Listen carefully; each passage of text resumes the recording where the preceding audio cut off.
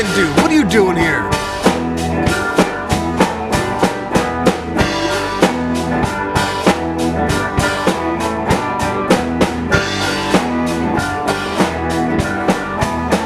What are you looking at?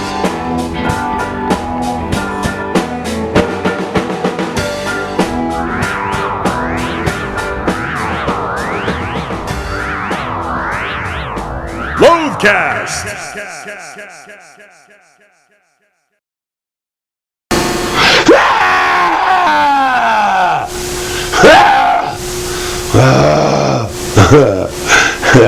Scared you, man, didn't I? You know I did. What? That ain't enough for you? This ain't scary enough for you? Well, man, stick around. This is Loadcast's Halloween episode, and shit's gonna get a whole lot scarier in here really quick.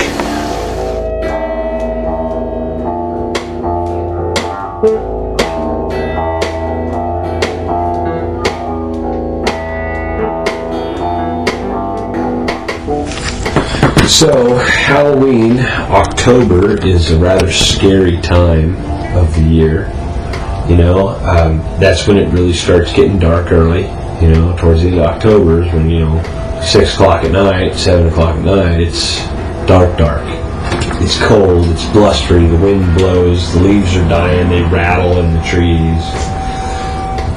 Tree branches scrape across windows, full moons, black cats, the witching hour. October's it's a scary month. Back in the day, the Druids and the Wiccans, October was magical. You ever just been terrified?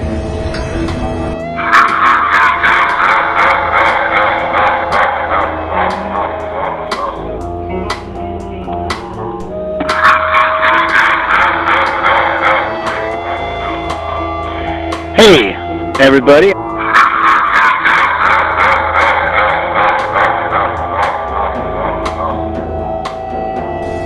It's a paintbrush.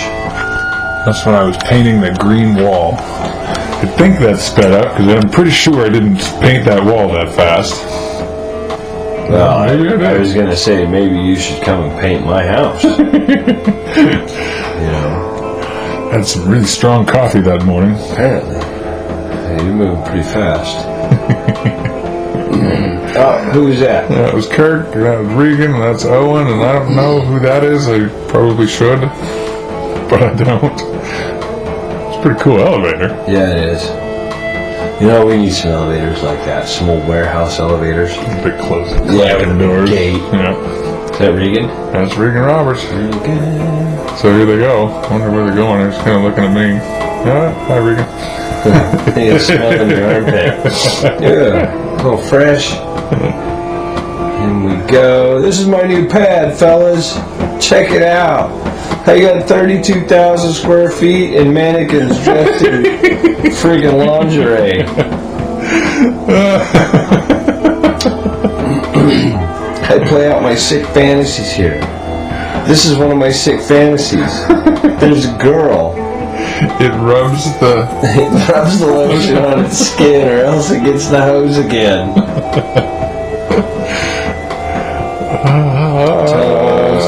Tunnels. There's tunnels again. I have a feeling I know where this is. It's Enchanted Forest.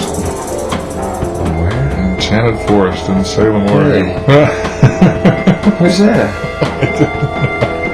Hey, I have no idea. I got a mask kind of like that. Is that you? Shit, I forgot about your mask. That I is you, forgot isn't it? That is me. We're trying to do green screen stuff. This is on the Pendleton trip. This is Where did you get those? Where'd you get the jammies?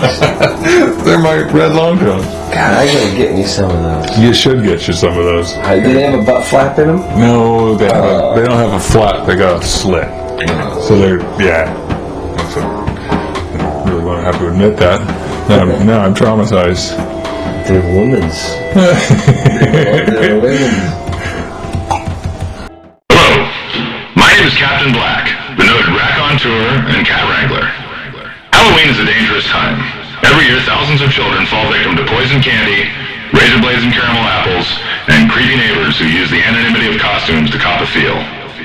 This year, fight back with these simple tips to keep you and your friends safe. First, and this is a good one, share with your siblings. When they get sick, you know it's time to throw that bag of slightly gummy Skittles away.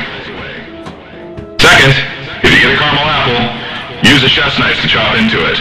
If you find a razor blade, carefully eat around the blade and keep it for later use. And last, remember, if a neighbor or other creep touches you in a way that you don't like, grab and twist. If it turns out to be mommy or daddy, you're fucked. The more you know. Halloween is a terrible time.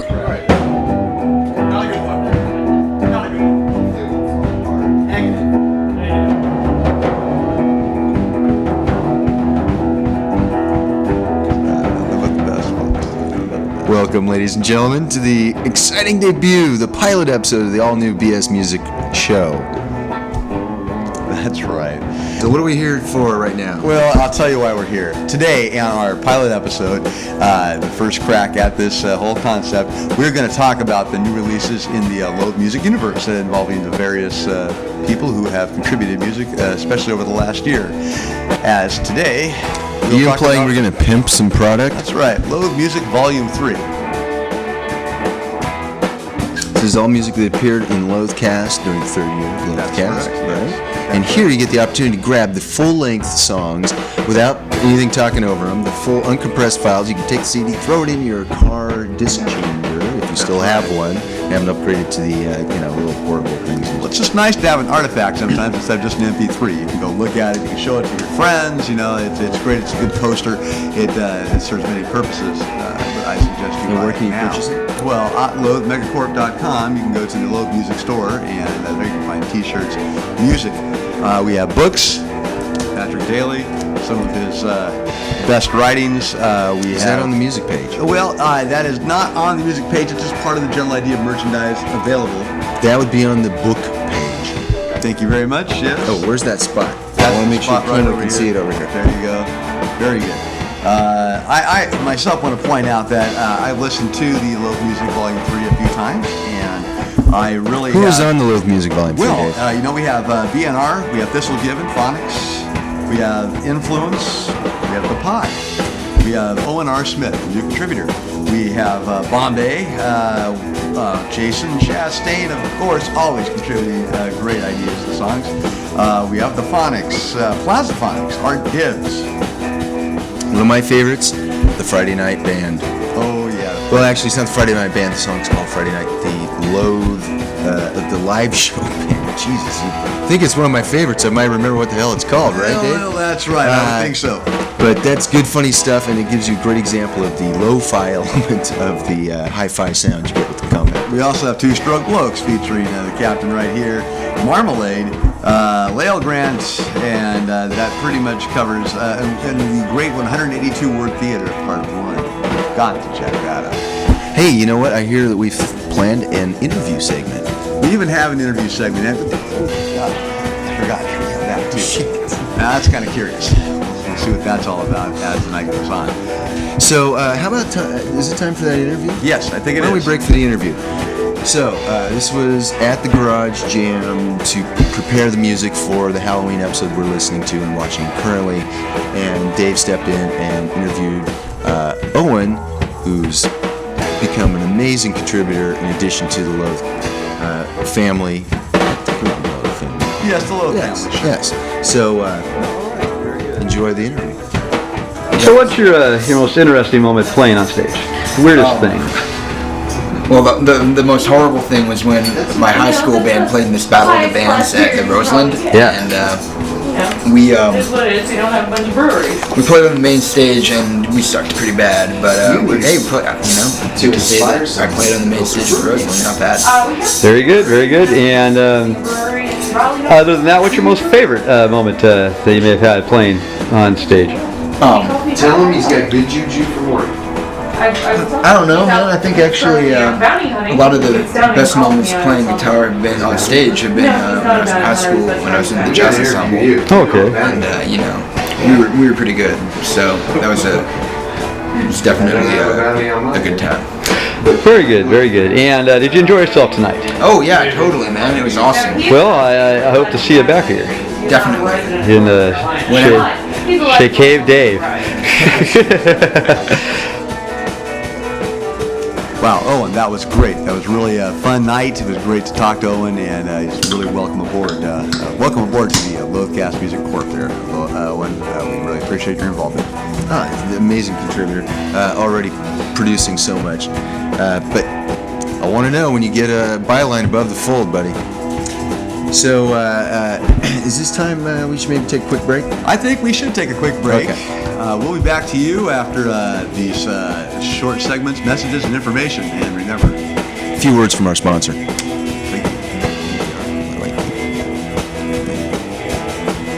oh, you know what? We could probably get it.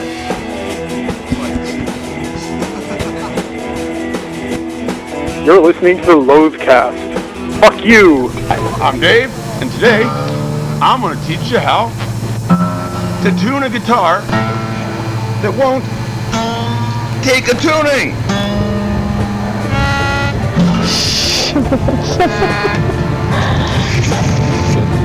That ain't working out. Let's see what else we can do about this.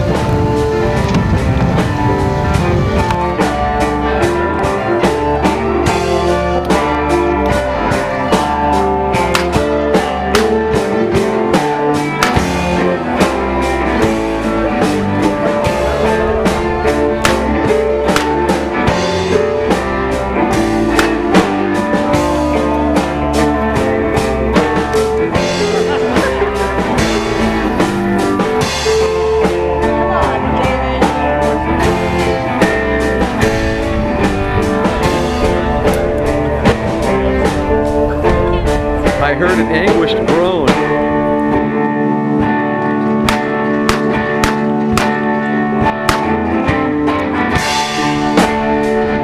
Now, Jerome, let's try a new approach.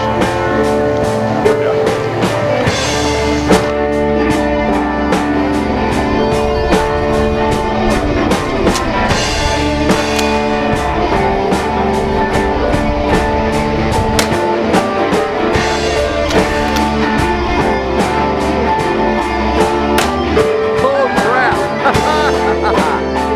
You killed it!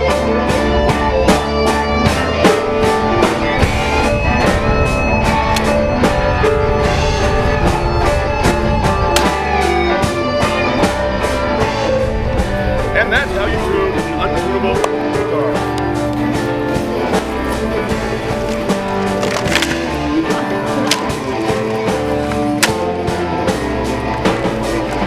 Use this knowledge wisely. How you doing, Dan? I'm doing. Oh, I'm doing.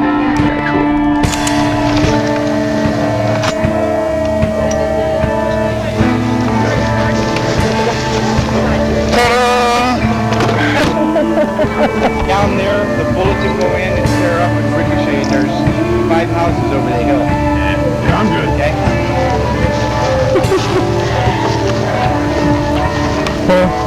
I turned over and looked at it too. There it is. All gone. Destroyed. Yeah, see, I did mostly with Jack the Smith lived many centuries ago in a place we still call Ireland. Jack occupied the lower rungs of society and was considered a scoundrel among thieves. While he possessed a clever and sharp mind, he lived life as a deceiver and a cunning manipulator. News spread far and wide about the exploits of Jack, often referred to as Jack the Stingy for his uncanny ability to avoid a bar tab, and eventually, the devil himself heard about Jack. One night, the devil decided to pay him a visit. Typical of Jack, he was drunk and wandering the countryside when he came upon a body lying in the cobblestone path. Hey, what's wrong with your face? Holy shit! You look a lot like... Holy fuck! You're... Hello, Jack. How do we find you this evening? Well, I suppose I didn't expect this. Listen, old chap, before you do your thing, I wonder if you'd be so kind as to grant me a parting wish. As you wish. I was hoping for a final pint. You know, care to join me? It's Come on. kinda late. Come on. I guess I don't see the harm in a nightcap. In the moonlight, two sets of footprints are seen entering Ye Old Wettin' Noodle. One staggered, the other aflame.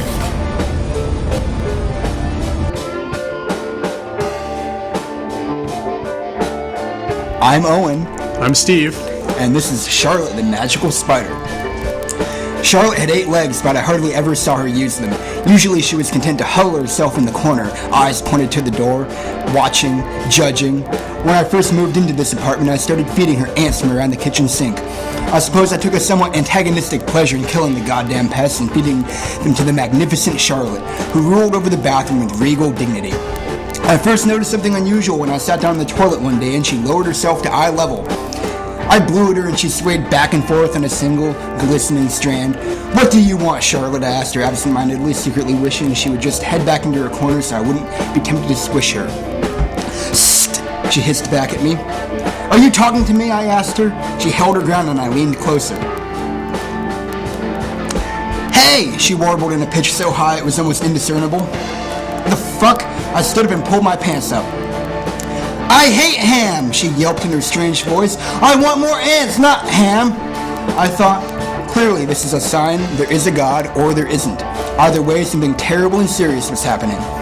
I was losing grip with reality. "So all you're gonna do is bitch, eh?" I spat at her, choosing to ignore the illogic of entertaining this conversation. "Who do you think pays the rent around this place?" "I'm Charlotte the Magical Spider," she tweeted sweetly. "I will grant you one wish of your choosing." "Bullshit! You're not magical at all. I'm just fucked up, drunk, high or something, not right upstairs." "You're pathetic," she said, her voice suddenly becoming whiny, needy. "I'm bored. This house is so boring. Buy me a trash magazine." "What?" "You know, with celebrities. Buy me an Us. I want an Us." "How the fuck do you know about celebrities? And Us? What the hell is going on here?" "You're the one who made the mistake of anthropomorphizing me. You tell me," she said harshly. "Alright," I said, my voice rising into a scream.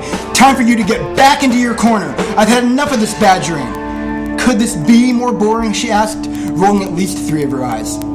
I poked my finger at her and she daintily climbed onto my hand. Her 8 legs made me cringe. She cleared her throat. "What a good boy," she said. "So well-mannered." "You are nature's cruel joke," I told her, "and you're goddamn ugly, too." "And you're a dickhead," she replied, biting me. It didn't really hurt, though.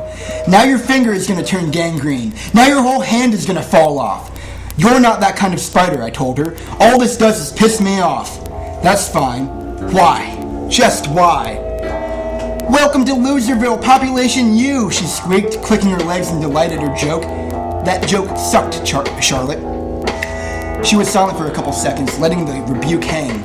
Finally, she spoke. "I'm bored of the bathroom. I want to live somewhere else. I want to live in the living room. That's where people live." "Yeah, people. Not ugly little talking spiders. I'll squish you before I let you live anywhere but your corner." She leapt off my hand and onto the bathroom sink. I could tell she wasn't happy. "You won't squish me," she said. "I've been living here longer than you." "Yeah, and I'm 100 times bigger than you. More than 100. "I hate you," she squealed. "Into your corner," I commanded her. She raced up the wall and leapt into her web. I didn't see her for the next week. She found a small hole in the wall and had sequestered herself out of my view. I was glad. Charlotte's absence allowed me to pretend the whole incident never happened. Anyway, part of me was convinced that I'd simply been drunk. The end.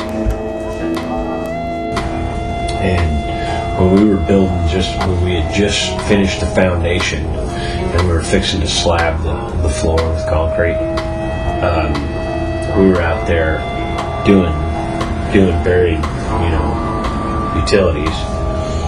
And this kid starts from the stop sign right there at Locust Grove, headed towards Eagle.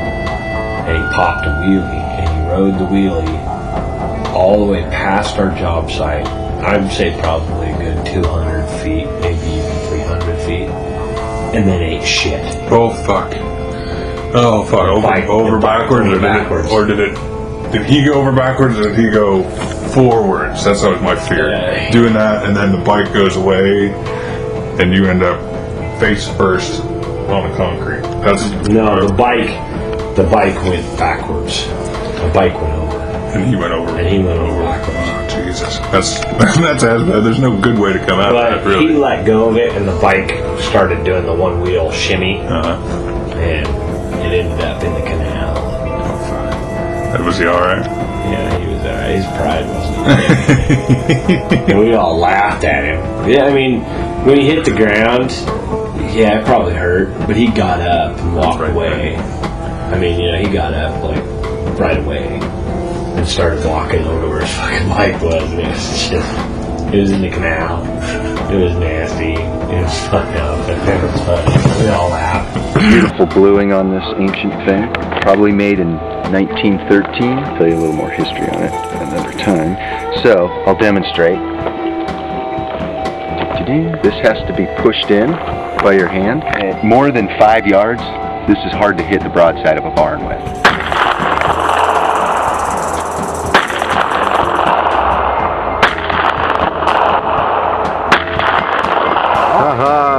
I hit the can once, so now I will pull the clip, reload it. So, how many times have you shot a gun, Regan? Like a real gun?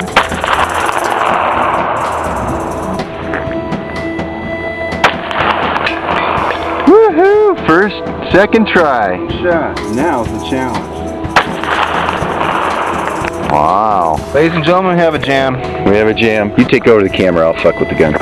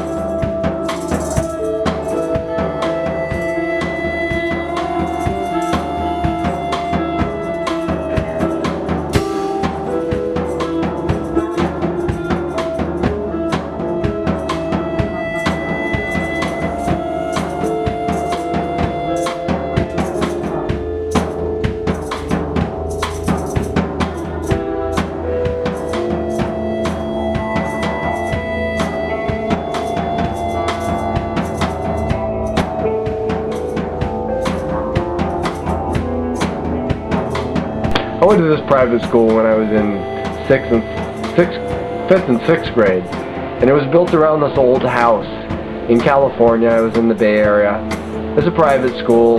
Some of these hoity-toity rich people, well-to-do, sent their kids there, and my mom sent me there because I was so much trouble, and I guess whatever, so she did. Try something. So this school was built around this old house, and this old house had a legend behind it, and that was that the husband, Mr. Coleman, had built the house as a wedding gift for his wife, and she tragically died for getting blown off by a shotgun when he was packing, because they lived up in the city in San Francisco, and they were going to travel south to Menlo Park is where this house is. So that's the cover story, and I don't know what to make two ways about it, but when I went to the school, I grew up in an old house actually myself. Gotta tell you this, I grew up in an old house. I knew about all the heebie-jeebies people would put with the old house. But we went to this house and it had these staircases that were super large, and just looking up them gave you acrophobia. And for me, and I am not afraid of heights, I mean any more than any reasonable person would be, and I went in the Army and I jump out of helicopters, so I must not be too afraid of heights. But I'd look up these things, I'd be like getting acrophobia. It was high between the floors. 3rd floor was condemned though, supposedly the cover story, because people can't put their weight. When you try to go around the stairs, there's this barbed wire there, so you can't really go around it with a lot of effort. And anyway, long story short, Halloween, the school gives these haunted houses, which are the best haunted houses of all time. So that's, maybe this is part of their haunted house thing, but 3rd floor is supposed to be condemned, and I don't know how you pull this prank off. So we get out of the haunted house, which was it was the most amazing haunted house I ever went into, they had all kind of crazy stuff going on there, But we get outside and I look up on the 3rd floor where people aren't supposed to be, and there's a woman, and she's glowing in the dark like you crack one of those chem light sticks, the Siloon light. You crack one of those, and if you had somebody who's covering their whole body, that's what this lady looked like. And I pointed it out to the adults, my mother included, who were with me. I asked my mother about it recently, and I always kind of probably don't pay enough attention because I'm like, it was a weird experience. And it's the only ghost story I can really say firsthand. So whether it's part of the haunted house or not, I don't know, but that scared the hell out of me. My mother says she sees a woman up there, but it wasn't glowing, but I saw a glowing goddamn woman. Anyway, I was 7 years old or something like that. I don't know how old would I be. I don't know, 6th grade, 5th grade. That's my ghost story. Join us for the next Load Chat. Saturday the 7th. No, fuck. It's Saturday, November 7th. No one knows what 7th it is. It could be any 7th. It could be, well, if it was October 7th, it'd be a Wednesday. So really, it couldn't be any 7th. It could just be one of a few 7ths. Well, I mean, most of which probably aren't coming out. I can do it on a Wednesday. Okay, hold on. Shut up. Here we go. Join us for the next Loathe Chat, Saturday, November 7th at 7 p.m. sharp on the internet. 7 p.m. Really? 7 p.m.